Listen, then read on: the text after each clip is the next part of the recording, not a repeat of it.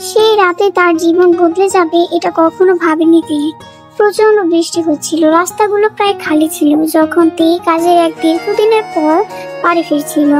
সে সময় বাঁচানোর জন্য এক অচেনা গলির শর্টকাট নিয়েছিল, কিন্তু তার বদলে এমন এক দৃশ্যের সম্মুখীন হলো যার সাক্ষী থাকার কথা তার নয়। একজন লোক ভিজে মাটিতে হাঁটু গেড়ে বসেছিল, তার মুখ ভর্তি ভয় ছিল। তার সামনে দাঁড়িয়ে আরেকজন লোক, মাথা থেকে পা পর্যন্ত কালো পোশাকে আবৃত, হাতে সাবলীল ভাবে একটা বন্দুক ধরা। রাস্তার বাতিটি জ্বলজ্বল করছিল, ভুতুড়ে ছায়া ফেলছিল, কিন্তু অল্প আলোতেও তে তার মুখ দেখতে পেল। চোখা চোয়াল, তীব্র কালো চোখ আর এক উপস্থিতি চাকার শিরদাঁড়া বেশ শীতল স্রোত বয়ে দিল। যে লোকটি ক্ষমা ভিক্ষা করছিল তার দিকে সে তাকিয়েও দেখলো না। সে শুধু একটা দীর্ঘশ্বাস ফেলে বন্দুকের হাতল টানে, আর তে হাঁপিয়ে উঠল। তার মাথা ঝুঁকে গেল তের দিকে। তাদের চোখে চোখ পড়লো। এক মুহূর্তের জন্য তে শ্বাস নেওয়া ভুলে গেল। তারপর সে এক চাপা হাসি হাসলো, এক ধীর ও সচেতন হাসি, যেন সে সবসময় থেকেই তের অপেক্ষায় ছিল। তুমি কে? আমি শুধু পার হচ্ছিলাম, আমি কিছুই দেখিনি। লোকটি এক ভ্রু উঁচু করে মাথায় একটু কাত করলো, তারপর হাতে এক ঝটকায় সে বন্দুকটা সরিয়ে রাখলো। মিথ্যা বলায় তোমার জোর নেই প্রিয়। তার দৃষ্টি নিচেতে জমে গেল বলে মনে হলো। সে তার দিকে এক পা করে এগিয়ে এলো, তারপর আরেক পা। তের ভিতর চিৎকার করে দৌড়াতে বলল, কিন্তু তার পা নড়ল না।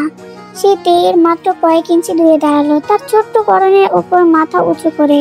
তার বন্ধ বৃষ্টি, চামড়া আর কোনো মাদকতা তার ইন্দ্রিয়গুলোকে আবিল করে দেয়। কোথায় ঘুরছো সেটা নিয়ে সতর্ক থাকো, কিছু জায়গা তোমার মতো মানুষের জন্য নয়। সে গুঞ্জন করলো, তার কণ্ঠস্বর নিচু, আর ঠিক এমনি সে চলে গেল। রাতের মধ্যে মিলিয়ে গেল, যেন সে কখনো সেখানে ছিল না। তে অনেকক্ষণ সেখানে দাঁড়িয়ে রইল, বৃষ্টিতে ভিজে। তার মন ঘোরপাক খেতে লাগলো। তে জানতো না তিনি কে, তিনি কোথা থেকে এসেছে, কিন্তু কোনোভাবে তের মনে হলো যেন সে তাকে চিরকাল ধরে চিনত। তে তাকে তার মন থেকে বের করতে পারলো না।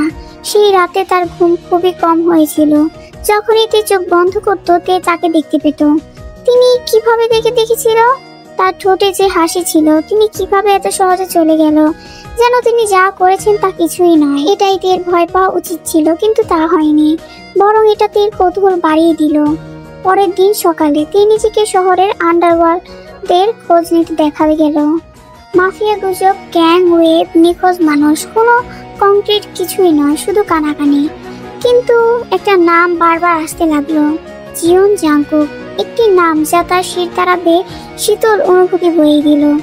সে কোনো সাধারণ অপরাধী ছিল না, সে ছিল আন্ডারওয়ার্ল্ডের কিং, এক ব্যক্তি যাকে কেউ অতিক্রম করতে সাহস করে না।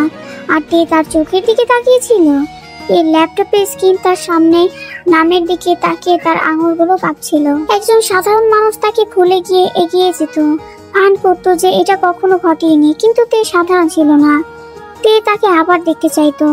দিন কেটে গেল, কিন্তু জাংকুককে কোথাও পাওয়া গেল না, যেন সে বাতাসে বিলীন হয়ে গেছে। তারপর এক সন্ধ্যায় যখন তে বাড়ি ফিরছিল, তে অনুভব করলো একটি উপস্থিতি। তে হৃদয় দ্রুত স্পন্দিত হতে লাগলো। যখন তে ঘুরলো, আর সেখানে জাংকুক ছিল, একটি কালো গাড়ির উপর হেলান দিয়ে, একটি ফিটেড স্যুট পরা, তার কালো চোখের দিকে তাকিয়ে, যেন সে সবসময় থেকেই তার জন্য অপেক্ষা করছিল। তার ঠোঁটে এক ফিরো হাসি ফুটে উঠল। আমাকে মিস করেছো? তে নিঃশ্বাস আটকে গেল। তার দৌড়ানো উচিত ছিল, তার না বলা উচিত ছিল, কিন্তু তার বদলে তে আরো এক কদম কাছে এগিয়ে গেল। আর ঠিক এমনি খেলা শুরু হলো। তে নিশ্চিত ছিল না কেন সে তার দিকে আকৃষ্ট হচ্ছিল, কিন্তু এখন ফিরে যেতে খুব দেরি হয়ে গেছে। জাংকুক গাড়ির দরজা খুললো। তার চোখ কখনো তে থেকে সরে আসছে না। ভেতরে আসো। কেন? সে হাসলো, এরপর কাছে এগিয়ে আসলো, বলল, কারণ তুমি আমার সম্বন্ধে আরো জানতে চাও, তাই না? তে কঠিনভাবে গিলে ফেললো। জাংকুক বলছিল না, কোনো কথা ছাড়াই তে গাড়িতে উঠে বসলো। চামড়ার সিটগুলো তার চামড়ার বিপরীতে শীতল ছিল, তার গন্ধটি তার চারপাশে জড়িয়ে ধরলো। যখন সে তার পাশে উঠে বসলো, দরজা বন্ধ হওয়ার মুহূর্তে উত্তেজনায় বাতাস ঘন হয়ে উঠলো।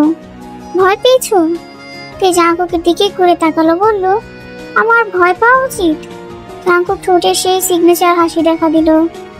সর্বদা। গাড়িটি দ্রুত বেরিয়ে গেল। শহরের আলোগুলি ঝাপসা হয়ে গেল। তে হৃদয় দ্রুত স্পন্দিত হতে লাগলো যখন তে কিছু বুঝতে পারলো। তে মাত্র শয়তানের সাথে একটি চুক্তি করেছে এবং এখন কোনো রক্ষা নেই। ড্রাইভারটি নিঃশব্দ ছিল, কিন্তু একটি শান্তিপূর্ণ ছিল না। এটি উত্তেজনায় ভরা ছিল, ভয় এবং কৌতূহলের মধ্যে এক নীরব যুদ্ধ যা তের মনে চলছিল। আমরা কোথায় যাচ্ছি? তে শেষ পর্যন্ত জিজ্ঞাসা করলো, তার সিটের ধারটি শক্ত করে ধরে। জাঙ্কুক হাসলো, বলল, তুমি দেখতেই পাবে কোথায় যাচ্ছি। মিনিট করে পরে তারা একটি নির্জন মেনশনে পৌঁছালো। উঁচু দেওয়াল এবং সিকিউরিটি ক্যামেরা পিছনে লুকানো। গেটটি খুলে গেল এবং যখন তারা এর মধ্য দিয়ে গাড়ি চালালো, তে তার পেটে মোচড় দিতে অনুভব করলো।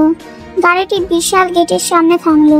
জাঙ্কুক একজন ভদ্রলোকের মতো তার দরজা খুলে বেরিয়ে এলো, কিন্তু সে তের দিকে যেভাবে তাকালো তা কোনোভাবেই ভালো ছিল না। এটি ছিল পসেসিভ। ভিতরে, জাঙ্কুক আদেশ দিল। তে মাত্র 1 সেকেন্ডের জন্য দ্বিধা করলো, তারপর বেরিয়ে এলো। যে মুহূর্তে তে বের হলো, তে জাঙ্কুকের উপস্থিতি তার পিছনে অনুভব করলো, যথেষ্ট কাছাকাছি যেতে তার ঘাড়ের জাঙ্কুকের শ্বাস অনুভব করতে পারত। Welcome to my world dear, Jungkook ফিসফিস করে বলল। তে গিরে ফেললো। তে নিশ্চিত ছিল না যে তে এটি স্বপ্ন নাকি দুঃস্বপ্ন, কিন্তু যেভাবেই হোক সে এখন ফিরে যেতে পারবে না। তে বিশাল মেনশনের ভেতরে পা দিল। তার হৃদয় দ্রুত স্পন্দিত হতে লাগলো। ভারী কাঠের দরজাগুলি তার পিছনে একটি ধাক্কা দিয়ে বন্ধ হয়ে গেল। তে ভাগ্য সিল করে দিল।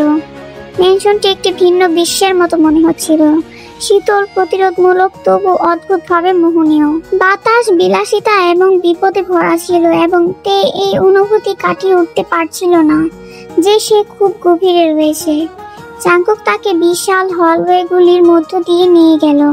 তে তার দূরত্ব বজায় রাখলো, তবুও তাকে চোখের কোণ থেকে দেখতে পারল না। জাঙ্কুকের চলার ভঙ্গিতে এমন কিছু ছিল, এমন সহজতা এবং শক্তি নিয়ে, যা তেকে ভয় এবং আকর্ষণ উভয়ই করত।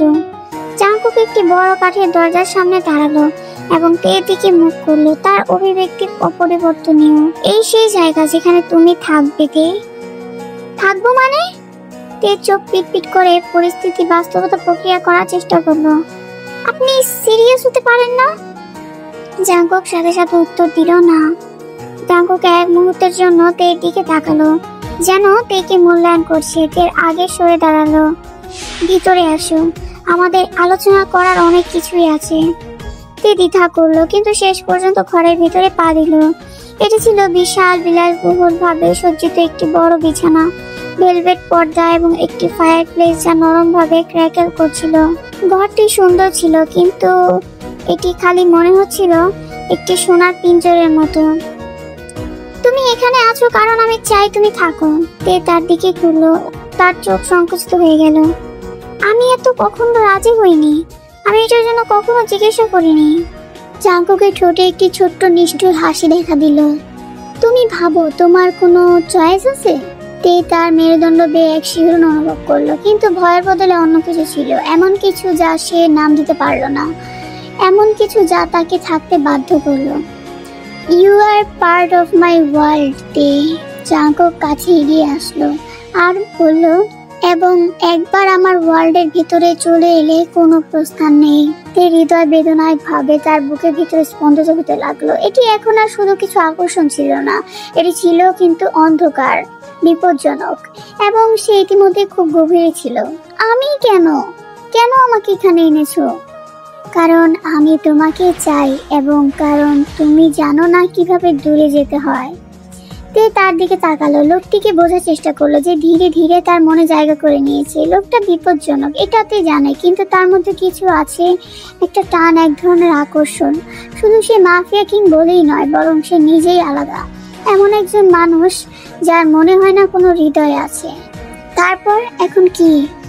এখন জাঙ্কুক বলল, তের চোখে চোখ রেখে, আমি তোমাকে ভালোবাসবো এবং তুমি আমাকে ভালোবাসবে, বুঝেছো আমার বেবি জান? এই বলে জাঙ্কুক থেকে বিছানা নিয়ে গেল এবং বেবি জান, তোমার ফ্লাওয়ারটা অনেক টাইট, দেখো না ঢুকছে না আমার লিটল কুকি। চিৎকার করলো। হ্যাঁ বেবি, হ্যাঁ এই তো ঢুকেছে বেবি। তারপর জাঙ্কুক তার কাজ শেষ করলো। যে দিনগুলো এরপর এলো সেগুলো ছিল একদম বিভ্রান্তি আর অনুভূতির ঝড়ের মতো। সে বুঝতেই পারছিল না কি ঘটছে। জাঙ্কুকের সঙ্গে প্রতিটা মুহূর্ত যেন এক অদ্ভুত খেলা, প্রেমের খেলা, যেখানে সব নিয়ম জাঙ্কুকের আর সে শুধু খেলা একটা চরিত্র। তে জানতো ওর ভয় পাওয়া উচিত, কিন্তু জাঙ্কুকের মধ্যে কিছু একটা ছিল যা ওকে টানতো, যেন চারপাশে ছেয়ে গেছে। তীর চিন্তায় তার ঘরে, এমনকি তার নিঃশ্বাসও। কিছুদিনের মধ্যেই তে বুঝতে পারলো জাঙ্কুক শুধু তার শরীর নয়, তার মনও দখল করে নিয়েছে। তার প্রতিটা দৃষ্টি, প্রতিটা কথা যেন সরাসরি তের ভেতরে ঢুকে যেত। এক রাতে তে জানালার পাশে বসে নিচের শহরের আলো দেখছিল। হঠাৎ দরজায় মৃদু একটি ঠকঠক আওয়াজ শুনলো। তে দরজা খুলে দেখে জাঙ্কুক দাঁড়িয়ে আছে। হলের হালকা আলোয় তার ছায়া গাঢ় ও রহস্যময়। আমার সঙ্গে চলো, জাঙ্কুক নিচু গলায় বলল। তে একটু দ্বিধা করলো, কিন্তু কিছু না বলে ওর পিছু নিল। পুরো বাড়িটা নিস্তব্ধ। তারা এক বড় দরজার সামনে এসে থামলো। জাঙ্কুক দরজা খুলে দিল। ভেতরে একটা বড় অফিস ঘর। ঘরটা হালকা আলো, ডেস্কে অনেক কাগজপত্র, চারপাশে বই আর দামি শিল্পকর্ম। জাঙ্কুক থেকে চেয়ারে বসতে বলল। এই জায়গাটা কি? তে জিজ্ঞাসা করলো। এখানেই আসল সিদ্ধান্ত নেওয়া হয়, এটাই আমার কাজের জায়গা। তের গায়ে কাটা দিয়ে উঠলো। ঘরের বাতাসে যেন অদ্ভুত ভার। কি কাজ? জাঙ্কুক হালকা হাসলো, ডেস্কের পাশে হেলান দিল। তুমি শীঘ্রই জানতে পারবে, জাঙ্কুক রহস্যময় ভাবে বলল। কিন্তু একটা জিনিস এখনই জানা দরকার, তুমি এখন আমার। তোমার প্রতিটা কাজ, তোমার প্রতিটা সিদ্ধান্ত সবই আমার কারণে হবে। তের বুক ধকধক করে লাগলো। সে ভয় পাচ্ছিল, কিন্তু একসাথে অদ্ভুত এক আকর্ষণও অনুভব করছিল। তে জানতো জাঙ্কুক বিপজ্জনক। সে এমন একজন যে চাইলে সবকিছু ধ্বংস করতে পারে। তবুও তে তাকে ভালোবাসতো, হয়তো প্রথম দেখাতেই ভালোবেসে ফেলেছিল। সেই রাতে চাঁদের আলো ঘর জুড়ে ছড়িয়েছিল। বাইরের পৃথিবী একদম নীরব। মনে হচ্ছিল যেন এই মুহূর্তটা শুধু তাদের জন্যই তৈরি। তে জাঙ্কুকের পাশে শুয়েছিল, মাথা ওর বুকের উপর রেখে জাঙ্কুকের হৃদস্পন্দন শুনছিল। তে শান্তি অনুভব করছিল, যেন পুরো পৃথিবী থেমে গেছে। জাঙ্কুক ওকে জড়িয়ে ধরেছিল, তার শরীরের উষ্ণতা এর ভেতরে ছড়িয়ে পড়েছিল। তে মনে করলো এটাই হয়তো ঘর, এটাই নিরাপদ জায়গা। তুমি নিখুঁত, তে মৃদু স্বরে বলল। আমি চাই না এটা শেষ হোক, আমি জেগে উঠতে চাই না। জাঙ্কুক হাসলো হালকা, কিন্তু তার চোখে ছিল এক ধরনের দুঃখ। তে, সে নরম গলায় বলল, তোমাকে জেগে উঠতে হবে। তে অবাক হয়ে তাকালো। তুমি কি বলছো? আমি তো জেগেই আছি। জাঙ্কুক ওর চুলে হাত বুলিয়ে দিল। না তে, তুমি এখনো স্বপ্নে আছো। তে শরীরে ঠান্ডা হয়ে গেল। কি? না, এটা সত্যি নয়। তুমি আমার সঙ্গে আছো, আমি তোমাকে ছুঁতে পারছি। জাঙ্কুক ওর গা ছুঁয়ে বলল, আমি বাস্তব নই তে, আমি কখনোই ছিলাম না। তে কাঁপতে কাঁপতে বলল, না না, তুমি মিথ্যা বলছো, তুমি আছো, তুমি বাস্তব। আমি শুধু তোমার মনে তৈরি হয়েছি। আমি একটা চরিত্র যাকে তুমি লিখেছিলে, তোমার স্বপ্নের মানুষ যাকে তুমি ভালোবেসেছিলে, কিন্তু আমি বাস্তবে নেই। তে অবিশ্বাসে তাকিয়ে রইল। না না, এটা হতে পারে না, না।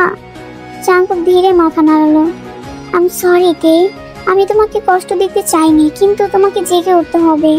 তুমি এমন এক স্বপ্নে হারিয়ে গেছো যেখানে আমি আছি, কিন্তু আমি শুধু তোমার কল্পনা, তোমার তৈরি করা এক প্রেমের গল্পের মানুষ।